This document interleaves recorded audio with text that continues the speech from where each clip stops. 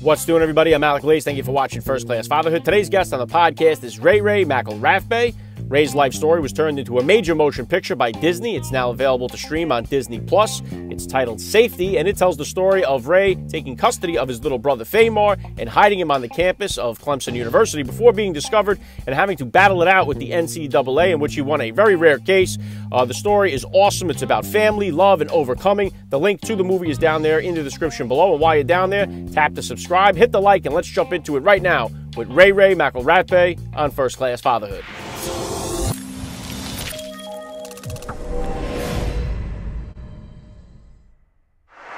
Joining me now, First Class Father, Ray McElrathbey. Welcome to First Class Fatherhood. Hey, how y'all doing out there? All right, let's start like this. How many kids do you have, and how old are they? I have one biological son. He's 7, but I have several kids that I guess I take responsibility of. Probably another 3 that I take responsibility of, in a sense, somewhere, form, or fashion, that I help with their maturation process through life. And then there was my brother, who I had custody of. I have custody of 2 of my siblings, but they're now grown. So I guess I'm not sure if you still classify as kids or not of my. I'm not sure how to label it. Because even when I did have custody of them, if someone asked me if I had kids, I always answer, yeah, kinda. So kind of, sorta. Yes, but my dad was that type of person. I didn't realize till I got older, but where you take on a lot of kids that they might not be biologically yours, but in the sense of responsibility, you still have children. Yes. Yeah, very well said. And if you could, Ray, just take a second here to hit my listeners with a little bit about your background and what you do. Well, I'm Ray Ray McElrathbey. From the movie Safety, most infamously. Right now, that's what I'm known for at this very current moment. But I'm a father, a son, a brother, a friend, and all those great things.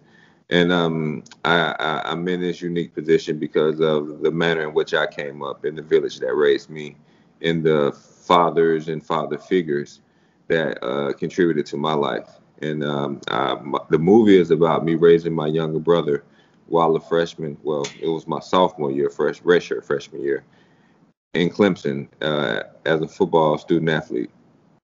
So I raised my brother, got a bunch of press due to the situation and the manner in which I was raised and the things that I was able to accomplish up until that point, in this point in my life. So that's just a few things about me. If there's, I can get more specific if you need me to. Yeah, no, listen, the story is incredible. And what I find odd today, a lot of young couples, what they'll do is they'll get themselves a dog or a cat to try to simulate themselves as being a parent, which I find a little awkward. You had a real trial and run at this with your younger brother coming up. How did becoming a father, a biological father, how did that kind of change your perspective on fatherhood, and what made it different for you than raising your younger brother? There's not too many differences.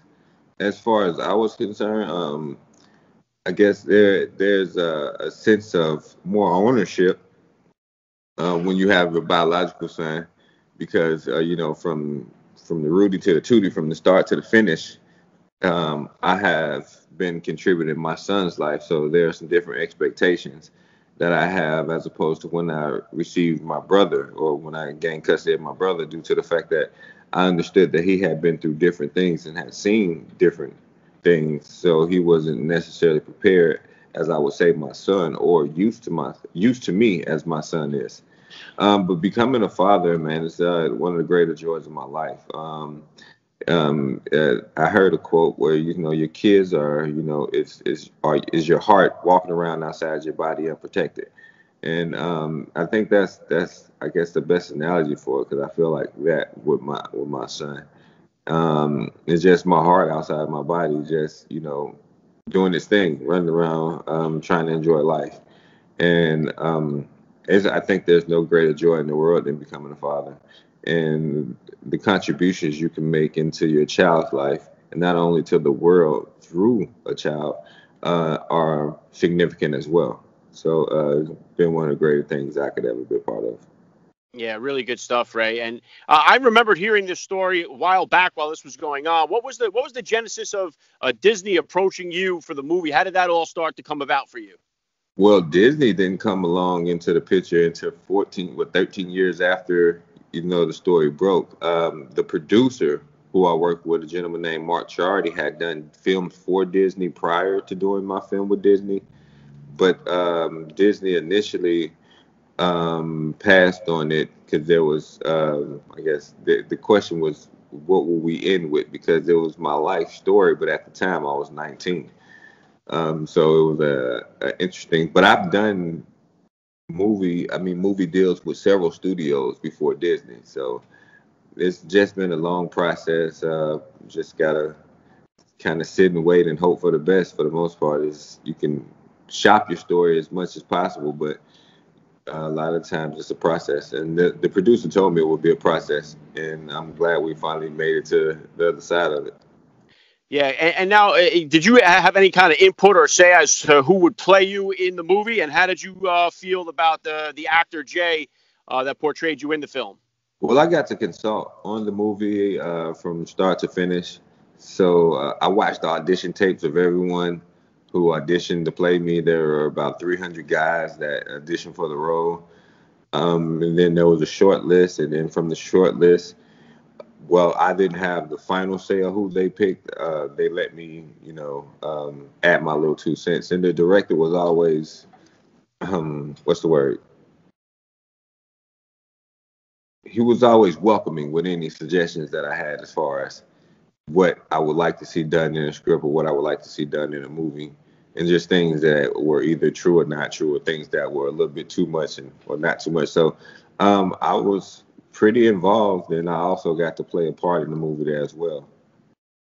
Yeah, awesome, man. One of the parts that hits me, I'm a recovering alcoholic and an addict myself, and one of the parts that really hits, like seeing the scenes that they play with your mom in it, and I know, just so I try to compare it to being at the bottom of a swimming pool, and when you know you run out of oxygen, your only thought is getting up and getting air. It's not about your family, it's not about your mortgage, it's not about nothing other than getting air, and that's kind of what it was like as an addict when it comes to that tunnel vision when you're in it. So I really related to some of what was going on there. How is your relationship with your mom now, and how is she doing today? My relationship with my mother has always been great, even through the tough times. And every day, as you know, as an addict, that it's a process. That is every day. Every day is, and so just getting through the day is always the goal. And she's been doing pretty well, considering everything that's going on. A lot of attention has come her way, and she's taking it in well. And as far as the addicts parts in the movie, I felt like due to it being Disney, there was some things that couldn't necessarily be touched that I would have loved to delve into, because a lot of people going through that situation feel alone. And I want them to know that they're not alone, even because you didn't see a whole bunch of more tough times as far as addiction is concerned, which I think is important, because I don't think the world as in general understands that fight and what it takes for those individuals like yourself to go through that fight, and it's every day. Yeah, I'm glad that the film does touch on it a little bit, because really alcohol and drugs really are crippling our society. And I think one of the other things, I mean, on my podcast here, I talk about all the time is the fatherless crisis. We got a real fatherless crisis with too many kids growing up without a father or a father figure in their life. And that takes a toll on our communities as well. And who is it? And I think the film shows the importance of having a father figure, as you were to your younger brother. Who would you say were your father figures that you had in your life growing up, your positive male role models? Well, I had a team of maybe 10 to 15 guys that were contributors in my whole maturation process. From my coaches, from the first coach that took me in, he was my 10 and under football coach. And, he took me in for what because I guess he saw something in me, and he loved me, and he took care of me. And that was one gentleman. His name is Marcus Calzer. That was my first coach, my AU basketball coach. A gentleman named Tony Hill. My high school principal, a gentleman named Tyrone Smith. And then there's a Tyrone Hill who was a mentor, as well as a gentleman named John Bell, who was very instrumental throughout my life as well. It was just a bunch of guys, and I can name 15 other. I had an attorney who looked out for me, a gentleman named Max Hirsch, and he has always been there for me to give me any advice needed. But that village, along with a bunch of different other coaches and administrators that have been involved as well. And not to say all the people that reached out from Clemson and the Clemson family and fans and everyone else. It's been a long ride. It's been a process, and I was very well helped. Yeah, awesome. And bringing it back into you as a father here, what type of disciplinarian are you as a father? As a personal trainer, is my background. So a lot of my discipline is what they call opportunity, and so it's not necessarily as I don't want to give it a negative connotation all the time, but this is your opportunity to get better. So you did some things, and here's your opportunity to make things right, to fix some of the things that you made wrong. So, as a disciplinary, I'm pretty a little crazy. I'm a little crazy, but it's more so just training. And so, push up position, bell crawls, up downs, jumping jacks, squats. That's typically how I handle discipline as far as I'm concerned. I typically don't do anything physical as far as touching is concerned. Um, I figure it's not necessary because I'm here every day as far as I'm concerned. So there's no reason for me to put my hand on him because he can tell by my facial expressions if I'm bothered per se. So yeah, I'm pretty crazy as a disciplinarian, but more sense of activity as opposed to physical punishment. Yeah, cool. Yeah, I got 4 kids myself, so I'm definitely a little bit all over the map when it comes to discipline. Each one seems to respond to a little bit of a different disciplinary finesse, so be it. So Yes, it's definitely learning what works best for each kid. sounds like coaching. Yeah. And what would you say? What was you saying? And what would you say are the top values that you hope to instill in your kids growing up? Perseverance, vulnerability, because I have a son, and so often I was taught growing up that you had to be tough all the time, and it was a lot of times due to my situation and things that I was going through, and so there was some parts of me that needed to be extra tough, but um, as a grown up, I realized that part is not necessarily needed. It was needed for what I was going through, but not for everyone. So my son doesn't have some of the same hangups that I had when I was younger. So he doesn't need to develop survival skills. Although I would love for him to have survival skills, but just in the manner in which I developed them, I wouldn't want him to go through it that way. Um, so there are millions of virtues, patience, um, empathy, sympathy, all those things just are all things I want my son to understand and know how to work within those parameters and use those feelings to make his life better. Yeah, really well said, Ray. And how about as far as the relationship between your brother Fahmarr and your son? What's their relationship like? And what did Fahmarr think of the film? Famar loves the film. Everyone loves the film. As far as Famar and my son, Famar lives in South Carolina, so unfortunately he doesn't get to see him every day. But they have a great relationship. But Famar has helped me as far as parenting is concerned because I was more of a disciplinary, more of a strict, spare the rod kind of guy during the times I was raising him. And he told me as a grown up that I didn't necessarily have to be that way all the time because he said there were sometimes he felt frightened or scared to open up to me because that's how I kind of was dealing with him at the time, and it wasn't right. I apologize for it, but it's something I try to take, acknowledge with my son.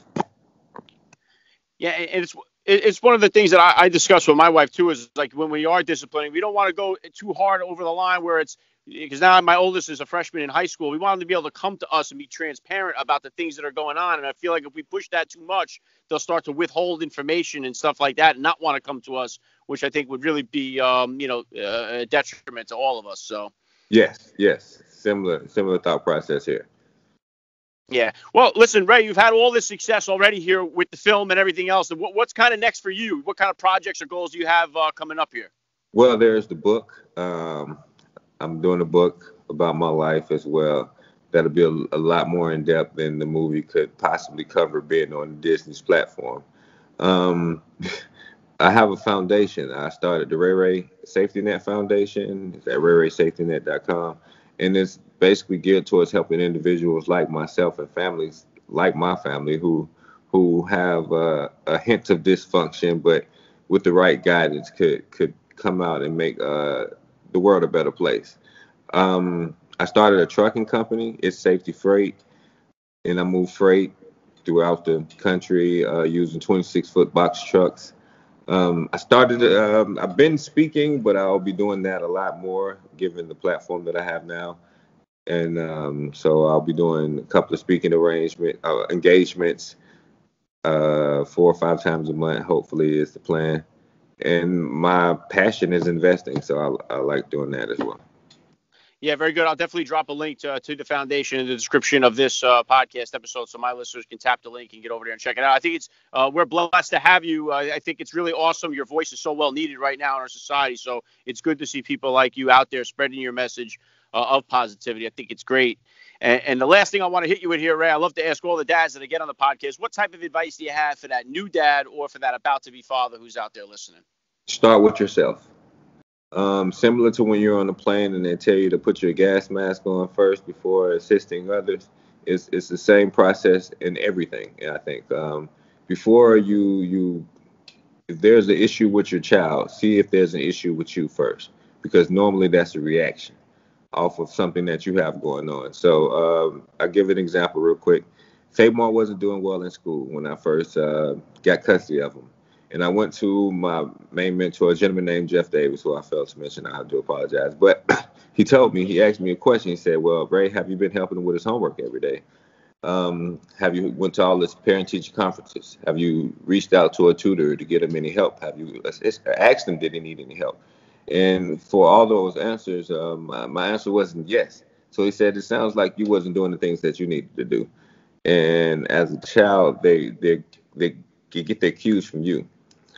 And so what's big is expectations, because far as your child knows, you're their God on earth. You're their person of contact. You're the person that tells them whether or not the things that they're doing in their life is okay. So have great expectations for your kids. Dream big for them so they can know to dream big for themselves. And that would be my advice. Yeah, awesome message. I love the content here. It's an honor to have you on the podcast. Ray McElrathbey, you're a first-class father all the way. And thank you for giving me a few minutes of your time here on First Class Fatherhood. No problem. Thank you.